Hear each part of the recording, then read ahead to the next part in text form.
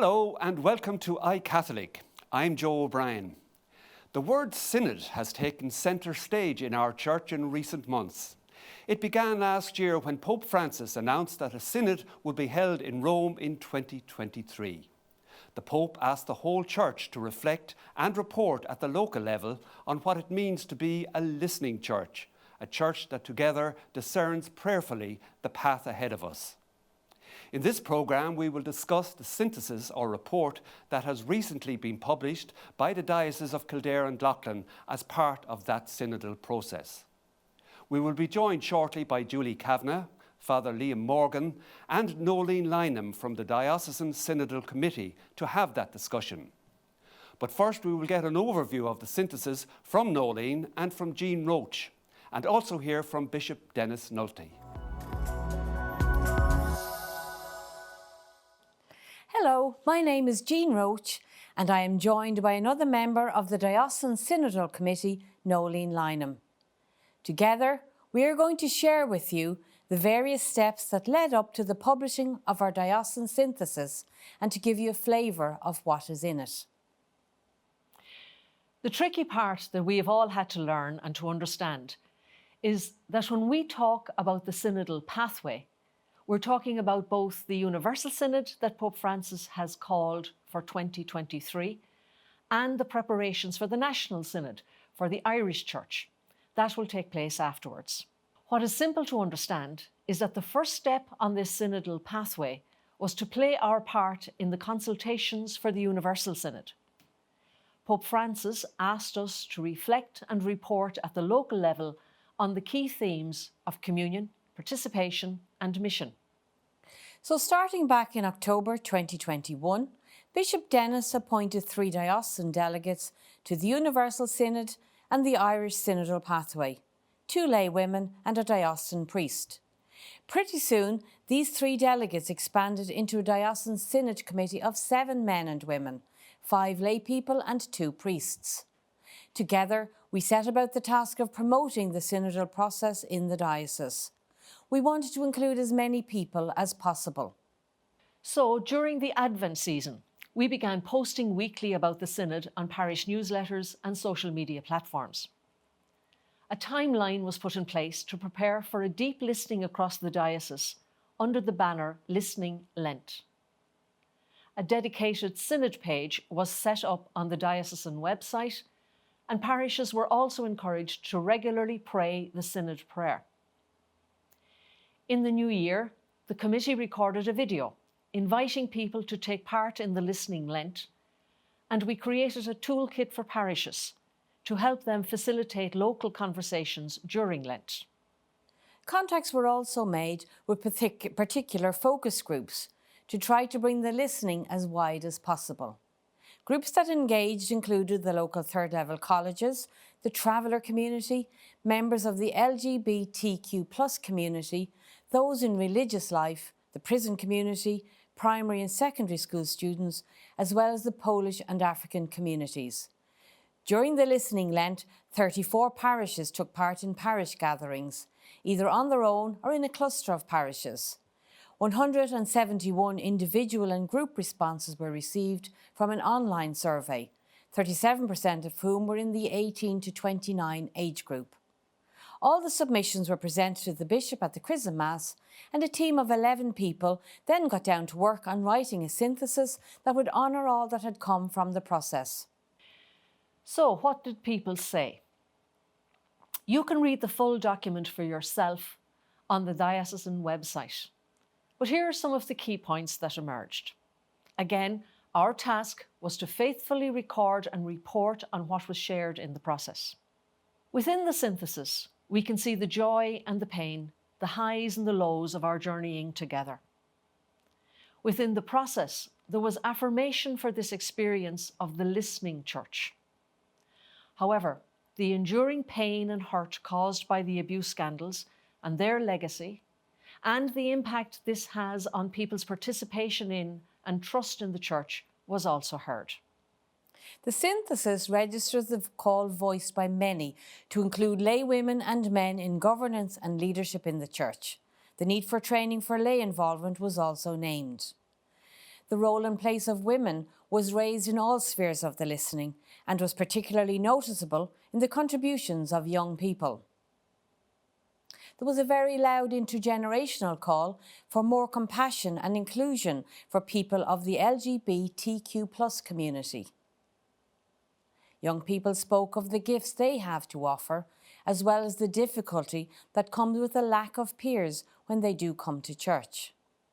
Their perception of the Church's treatment of women and the LGBTQ+ community represents a significant stumbling block in their participation in the Church. Members of the traveller community spoke of the pain and discrimination and judgment of them on the part of the church community and their lack of participation in parish ministry. The listening revealed a wide diversity in the ways people like to pray and the spiritualities of people within the diocese. Good liturgy and good homilies were spoken of either as a reality or a desired reality. People want to learn more about the Word of God in Scripture, about faith and church teaching, in a way that speaks into contemporary experience of people. Appreciation for the local community and local clergy came across strongly. Regardless of people's level of engagement in the local parish, people expressed a real gratitude for the local church community at key times in life and in the church year, like Easter and Christmas. Overall, the listening highlighted the reality that we are learning a new way of being together as church, and that hopefully the kind of listening we did over Lent is only the beginning. In other words, we have had an experience of synodality that now needs to become a habit. Well, we hope you found that useful, and thank you to Nolene and Jean for giving us that overview. Before we move on to our panel discussion, we will hear from Bishop Denis Nulty, who gives us his reflections on the synodal pathway and the way forward. And I welcome it warmly because it is showing the church, all of us as church, listening and walking with one another. It is a process of deep listening from beginning to end. And I couldn't have written it. A bishop couldn't write this report. This is a report written by the people of God about the church as they see it and is perceived at this time and place. I thank people for their honesty. People have engaged fully with this. What has struck me enormously in the report is how much the local is encouraged. The local priest, the local parish, the local group, the local outreach, all the time keep coming in for special mention. Obviously, any report will have criticisms or question marks over how the church is currently structured, and that obviously appears in our report. It appears in every report, and I think we learn from good criticism is healthy, and in ways and look and see what exactly can be done. How can we engage more with less and less vocations, with the demographic of priests getting older, with the engagement in parish and practice rate not huge in some parishes. We've got to show different ways of outreach. I think the synthesis maybe helps us to be a foundational document towards that.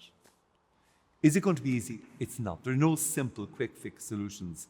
Anyone who suggests that is not being honest, which is the other H in this. Honesty, hope, and hurt. I think we've got to do our very best to be honest with people and please ask them, please keep coming on this journey with us. This is just a first step. I think that some people will say that they're barely hanging on by and this is a last chance saloon for church to get it right this time. I think we've also got to be generous with one another. If we start the point of last chance saloon, or we've been here before and we've been let down, we've got to all try to be generous. This is a new journey we're on.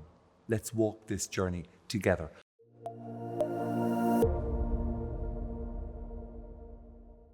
We're now joined by our panel to discuss the outcome of the discussions in Kildare and Leighlin. But first of all, how important was the process of listening itself? Julie? Well, I think, Joe, the actual process of listening was fundamental to the whole experience. I think we now have a 10-page synthesis, which is really important, but even more important than that is how we actually got to those 10 pages. And in responding to the Pope's invitation to the whole world, to the whole church across the world, to listen to the people here in Kildare and Loughlin, we really made a genuine and sincere effort to reach as many people as possible. And in that reaching out, to gather in the listening, to listen to one another in respect and paying attention really to people's experience. And did you hear anything that was surprising, Father Liam? I don't think so, Joe. I think it was an opportunity that was welcomed by people. And they would have commented that they appreciated the opportunity to be asked and to express their views and opinions. And when you would look at the synthesis now in its completed form, it does raise the issues maybe of the inclusion of lay people, men and women. LGBTQ plus comes up. Also, it was an opportunity, I think, for people to express something of a legacy that is residual of the hurt and the scandals that have been part of our recent history. And I think for that reason, it was a very worthwhile process. And the voice of young people came across quite strong in it, and from the various different, say, focus groups. So it was an excellent opportunity for us to kind of gauge where we are and to listen to the ordinary experience of people in our parishes. Father Liam mentioned there that young people were consulted and they had messages to deliver. What did they want to see? The biggest thing for them was those who come to church are so disappointed when they see nobody of their own age group there. They said there are people who are older than them and people who are younger than them, but not their own peer. And the other thing they pointed out, which I thought was very interesting, is they said, we have gifts to offer the church, but you're not looking for them or not asking for them. We want an opportunity to show who we are and to be involved in church. And they still talked about wanting to be involved and want to be part of it. But it's difficult for them because they feel very isolated if they do attend a church. Because so few of them are going Because to there's church. so few of them there, yeah. And as I said, it's mainly older people and smaller children that are there, not teenagers, early 20s, that age group are not quite as visible. If I was to ask each of you individually, what was the one standout point from your discussions that remains on your mind? What is the standout point? I think it comes up across all generations, Joe, that the inclusion of women in the church and having a meaningful place, and to follow on there from Nolan's point of the young people that we consulted, that somehow for a young person, where they see in life today that really there is no glass ceiling that hasn't been almost penetrated in a sense, and the opportunity is there, and there's a sense in the context of culture and society to progress oneself, and somehow that doesn't quite match their experience of, say, church and the invitation and the welcome to have a meaningful role, whether it be governance or in terms of leadership or whatever that might be. I'd echo what Liam said there as well, but also I suppose people's compassion really came through across, again, intergenerationally, that people wanted the church to be a compassionate voice and a compassionate face to the world. And I think also that sense of that people do have a desire for faith and to grow in that faith, but they want that faith to be very much part of their experience. So not an abstract, but really grounded in contemporary living and the contemporary experience of people. And that's really positive, because it's not around kind of having an idealized faith, but it's about having a lived faith where it really is beginning with people's experience and how we can bring God into that space and how we can, see God that's already there. And if I might come back in there, Joe, that what came across for me too was how much people appreciated their faith, sense of community, coming together. And maybe given the pandemic, what was kind of taken away, we perhaps realised just how important it was. So just to follow on that point. Nolene. I think I'd be looking to see where do we go from here. And within a parish, something that came across to me very strongly for parishes is people are looking for what I'd say the 3 L's. They're looking for to be more involved in liturgy and to understand liturgy better.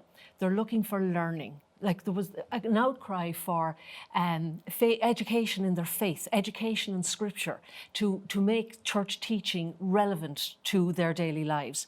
And the third L for me was leadership. That people wanted to see, as we've already mentioned, they want to see men and women taking leadership roles in the universal church, but also at local level. You know, the parish councils were mentioned with approval where they exist, but a request or a need for parish councils where they don't, because people who responded do want to be part of their local church. And one of the outcomes as well, that the people felt that the church was in a mess at the moment. Do you share that view, that it's, things are kind of dismal? Well, I think when people say the church is in a mess, in some ways I think it's that we're in a good reality check. You know, that we're not pretending that things are perfect. And I think that can only serve us well. Because but they're far from perfect, aren't they? They're far from perfect, but we're ready to face it, or we're willing to face it. And I think it's to have the courage to say, well, where is God leading us in this? You know, so that, I mean, if we pretend it doesn't exist, you know, we'll never actually begin to work towards where we need to go. But actually there's a kind of a refreshing sense of saying it's okay to say that actually we do need to take stock. We do need to kind of say, well, where actually are we called to go as a church, and what steps do we need to take in order to get there? And I think that's actually a very refreshing place to be. But I feel, Joe, like that in what we are presenting in our synthesis, that there is an honesty, you know, and I do feel that it reflects what we would have heard in our conversations and in parish meetings, and a voice to people. And really, like Pope Francis, when he speaks about the synod, what he really desired was to hear the lived experience of people in terms of their parish or their church. And he speaks eloquently about that. Of that desire. And I think added to that, and I think Pope Francis was very wise, I suppose, the influence of the Spirit on Francis, that he asked for this type of a synod, a listening synod, where people at parish level, or whether it was a class in school or the religious meeting together as a focus group, it was to listen without comment to what the other has to say. And I could always presume, and you know, one question, we mentioned youth already. I'd say every parish in this country bemoans the fact that young people are not showing up for mass, shall we say. Yet when we listened without comment to what the young people had to say, they said, we want to be there, we tried to be there, but give us a role there. And that issue came across very strongly for me when we met the members of the travelling community. What they would have said is, we're never asked to be minister of the word or minister of the Eucharist in our local parish, and we feel uneasy about coming forward and offering. So for people at parish level to listen to that being said, like you mentioned already about the mess, that's the mess, but as long as we can identify where the mess is, then we can start to do something about it. Well, many people who took part in your discussions made the point that this is actually, or could be, the last chance for the institutional church to listen to the ordinary members of the church. Do you see this in those kind of terms as a last chance saloon? I think we have an obligation to honour the people who have come out to be part of this process and who have a deep love for their faith and their church, who are deeply invested. And yes, I can echo and resonate with that comment. And for myself, and speaking on behalf of my colleagues here, Julie and Nolene, and others, I would like to see this process that we've begun being honoured, and to honour that honesty and faithfulness of people. Well, that was an interesting discussion. And I'll just ask each of you for a final word on the whole issue. A final Julie. word? Well, a final word for me would be a word of hope, that we've begun a journey, and I think we've lessons to learn, and that's always a good thing. But that I think I'd be very hopeful for Kildare and Loughlin and for its people. Nolene? I think that we have started to listen to one another and not to presume that we know what somebody else thinks. And that's very important. And that one, in listening with respect to what another person says and how another person feels, and to have my voice heard with respect, is very important, so that we can go forward in honesty and with compromise, with compassion and with hope. Father Liam? I would have heard a clarion call for inclusion and I see that as being so important. And I think in terms of our own diocese and from the top, that there's a sincerity around wanting to respond to that felt need and deep desire. Thank you all very much. Thanks, Joe. Thank you for joining us today. We hope that you found our programme informative and maybe even inspirational. We need to continue to encourage one another as we walk the synodal pathway. Again, you can read the report from Kildare and Loughlin on KandLe.ie. And if you want to learn about the national report that will follow, you can log on to synod.ie. We look forward to you joining us again on iCatholic.